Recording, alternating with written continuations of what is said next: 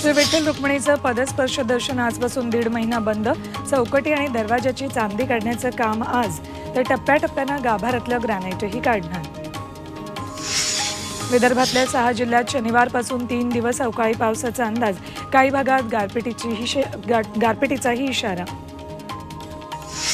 Diesel आणि petrol दरात 2 रुपयांनी कपात। आजपासून पेट्रोल डिझेलचे नवे दर लागू।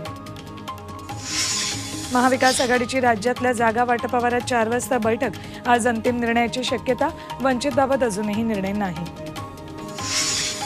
नागपुरात आरएसएसची 3 दिवसीय प्रतिनिधी सभा। संदेश खाली आणि शेतकऱ्यांबाबत चर्चा, तर नवे सहकार्यवाह किंवा महासचिवांचीही निवड होणार।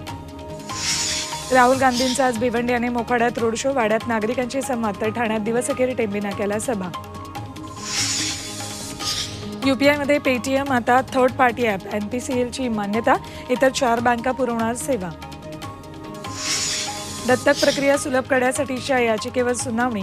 दत्तक दिल्या जाणाऱ्या बालकांबाबत मोहीम चालवण्याचे गेल्या सुनावणीत सुप्रीम कोर्टाचे आदेश। जपानच्या उच्च न्यायालयाच्या ऐतिहासिक निर्णय। समलिंगी विवाहावरील बंदी असंवैधानिक असल्याचा कोर्टाचा निर्वाळा। पंतप्रधान नरेंद्र मोदी आज हैदराबादेत संध्याकाळी मिर्जागुडामध्ये करणार रोड शो। मणिपूरमध्ये 3.9 रिश्टर स्केलचा भूकंप। सकाळी 6:56 जाणवला धक्का। उखरुलपासून 19 किलोमीटर अंतरावर केंद्र। शेजारील राष्ट्रांशी संबंध घट्ट करण्यासाठी मोदींचा पुढच्या आठवड्यात भूतान दौरा, तर भूतानचे नवनिर्वाचित पंतप्रधान शेरिंग तोब्गे सध्या भारत दौऱ्यावर। रशियात पुतीन यांच्या राष्ट्राध्यक्षपदासाठी औपचारिक मतदान। 15 ते 17 मार्च चालणार मतदानाची प्रक्रिया। मुंबईत आजपासून 5% पाणी कपात। भांडूप जलशुद्धीकरण केंद्रात दुरुस्तीचं काम सुरू। 24 एप्रिलपर्यंत निर्णय।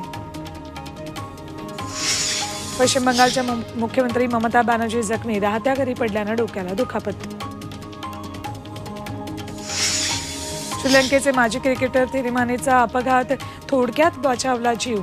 वर्षभरापूर्वीच क्रिकेटमधून घेतलाय संन्यास। रणजी फायनलमध्ये मुंबईचा विदर्भावर विजय। 169 रन्सनं विदर्भाचा पराभव। अश्विन बनला आयसीसी टेस्ट रँकिंगमध्ये नंबर 1 बॉलर। जसप्रीत बुमराहची 3ऱ्या क्रमांकावर घसरण। शैतानचं वर्ल्ड वाईड कलेक्शन 100 कोटीहून अधिक। डोमेस्टिक बॉक्स ऑफिसवर 74 कोटींचं कलेक्शन।